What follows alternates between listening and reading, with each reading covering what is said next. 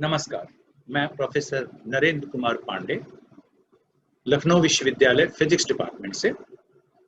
आज एक बार फिर मैं आपका स्वागत करता हूं अपने लेजर लेक्चर सीरीज के 10th लेक्चर में। और आज के लेक्चर का जो टॉपिक है वो है डॉपलर लाइन ब्रॉडनिंग मैकेनिज्म। पिछले 2 लेक्चर में मैंने होमोजेनस लाइन ब्रॉडनिंग यानी कि नेचुरल लाइन ब्रॉडनिंग और कोलिजन लाइन ब्रॉडनिंग के बारे में बात की है। आज मैं इन होमोजेनस लाइन ब्रॉडनिंग के अंडर में डॉपलर लाइन ब्रॉडनिंग मैकेनिज्म के बारे में बात करने जा रहा हूं। तो एक बार फिर से आपका मेरे इस लेक्चर में स्वागत है। डॉपलर लाइन ब्रॉडनिंग, जैसा कि हम जानते हैं कि अगर हम किसी स्टेशन पर खड़े हैं और कोई भी गाड़ी मेरी ओर आती है या मुझसे दूर जाती है, तो मुझे उस गाड़ी का जो विसल का जो फ्रीक्वेंसी है वो फ्रीक्वेंसी अलग सुनाई देती है जो कि उस सोर्स की ओरिजिनल फ्रीक्वेंसी होती है। या इसी तरह से अगर हम गाड़ी से दूर जाते हैं या गाड़ी के नजदीक जाते हैं तो भी हमें एक आभासी एक एपरेंट फ्रीक्वेंसी रिसीव होती है जो सोर्स के एक्चुअल फ्रीक्वेंसी से अलग होती है। ये कहलाता है डॉपलर इफेक्ट। साउंड में डॉपलर इफेक्ट एसिमेट्रिक होता है, यानी हम किसी सोर्स ऑफ साउंड की तरफ जाएं तो फ्रीक्वेंसी में जो चेंज हमें मिलेगा और सोर्स हमारी तरफ आए तो हमें जो मिलेगा दोनों में फर्क होगा। लाइट में जो डॉपलर इफेक्ट होता है वो सिमेट्रिक होता है, यानी आइदर ऑब्जर्वर सोर्स की तरफ जाए या सोर्स ऑब्जर्वर की तरफ जाए, एपरेंट फ्रीक्वेंसी सेम रिसीव होती है। तो ये इस डॉपलर इफेक्ट के कारण भी हमारे लेजर लाइट में कई बार लाइन ब्रॉडनिंग होती है। दरअसल जो एटम्स हैं, जो गैस के जैसे एटम्स है, तो ये गैस के एटम्स रैंडमली अलग अलग दिशाओं में मूव कर रहे हैं। They are moving randomly in different directions. So naturally, the frequency of the incoming radiation received by these atoms will be different from the frequency emitted by the source.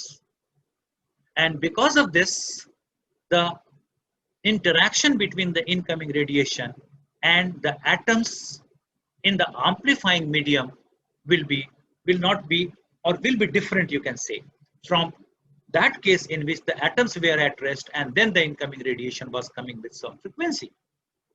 So this is the case that we are going to consider today. So as a train approaches closer, the whistle sounds of higher pitch as compared to the case when the train recedes. There is also a Doppler effect of light, although the math is a bit different owing to the fact that light must always pass you at the same speed. If you detect light from a source that is moving towards you, you will measure a shorter wavelength than you would detect from an identical source that is moving away from you. In a gas laser, the light emitting atoms are moving in random directions. At any moment, some are approaching you while others move away from you in roughly equal numbers. Therefore, you will observe broadening in the spectrum of light emitted by this collection of atoms due to the differing Doppler shift that the light emitted by different atoms experience. When a moving atom interacts with an electromagnetic radiation, the apparent frequency of the waves seen by the moving atom is different from that seen by a stationary atom. This is called Doppler effect, and the consequent broadening caused by this phenomenon is called Doppler broadening. For the purpose of understanding, in the present case, we consider Doppler broadening to be dominant and neglect natural and collisional broadening. Doppler broadening is caused by the fact that velocity of atoms or molecules relative to the observer follows a Maxwell distribution, so the effect is dependent on temperature. If this were the only effect, the line shape would be Gaussian. That is, only due to Doppler broadening, if we consider the line shape function, then it should be Gaussian, and that is in the absence of natural line broadening or collision line broadening. But as a matter of fact, generally all the broadenings are present together at any point of time. Now let us see. So we consider a collection of atoms having resonant frequency omega naught, and that all the atoms are moving randomly. सारे atoms randomly move कर रहे हैं और इन atoms का जो हमारे amplifying medium के जो एटम्स हैं उनका रेजोनेंट फ्रीक्वेंसी ओमेगा नॉट है। ये मानते हैं कि रेडिएशन ऑफ फ्रीक्वेंसी ओमेगा इस एम्पलीफाइंग मीडियम या कलेक्शन ऑफ एटम से होकर के पास करता है, यानी इनकमिंग रेडिएशन की फ्रीक्वेंसी ओमेगा है और एटम्स की रेजोनेंट फ्रीक्वेंसी ओमेगा नॉट है.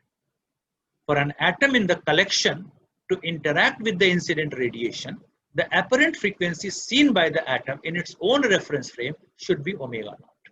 Find it? Omega is the frequency of the incoming radiation. Omega naught is the resonant frequency of the atoms, collection of atoms. So naturally, the interaction will take place only if the frequency of the incoming radiation as in the reference frame of the atoms, if it is omega naught, then only the interaction will take place. So assume the radiation to be, let us see for the purpose of calculation or the convenience of the calculation, assume that the radiation is propagating along z-axis. So the apparent frequency seen by the atom having z component of velocity Vz will be given by omega bar is equal to omega 1 minus Vz by c. Find it what we are talking about.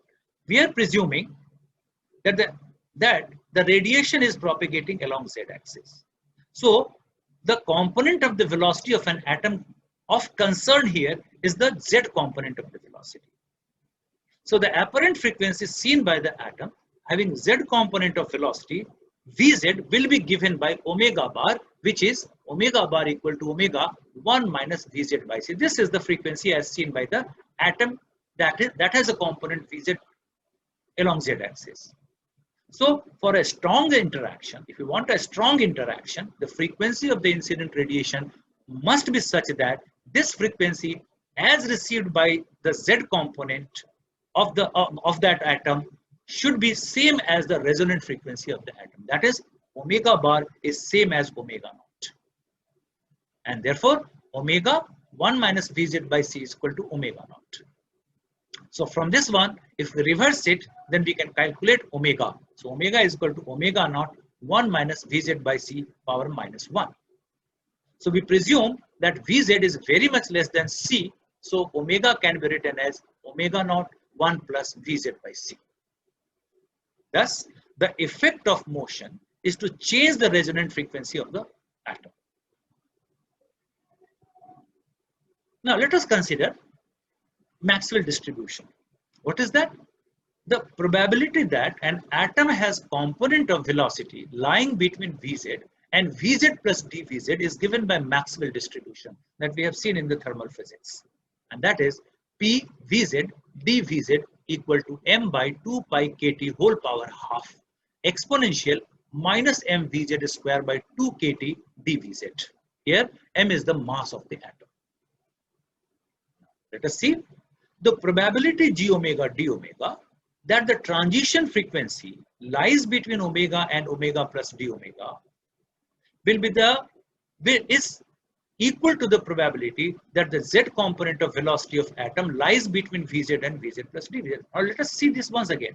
Probability g omega d omega that the transition frequency lies between omega and omega plus d omega is equal to the probability that the z component of velocity of atom lies between Vz and Vz plus dz. So that we can write down Vz is equal to, from here we can find out the value of Vz. And if we can write down Vz is equal to omega minus omega naught by omega naught into c, and then if we have this Vz, so we can say we can simply differentiate this one to write down this as dVz, and then we can differentiate and we can substitute over there, and then we will have the probability. Then we can write down g omega d omega is equal to c by omega naught m by 2 pi kt power half exponential minus mc square by 2 kt omega minus omega naught square by omega naught square d omega. So you can see from here we had Vz square. So simply a square of this one has been taken here in this expression. Vz has been taken same as this one and substituted so that here we have omega minus omega naught by omega naught square we have written. And similarly, if you differentiate this one dVz, this becomes d omega d omega it will become, and this is c by omega naught, so that you can see from this expression we can write down c by omega naught. So the whole expression for g omega d omega becomes c by omega naught m by 2 pi kt power half exponential minus mc square by 2 kt omega minus omega naught whole square by omega naught square d omega. And if we make a comparison with the expression that we had for Gaussian distribution in the very first and second lecture, in the first lecture itself, then this comes out to be a Gaussian distribution. So the line shape function, because of the Doppler broadening, is in the form of a Gaussian distribution.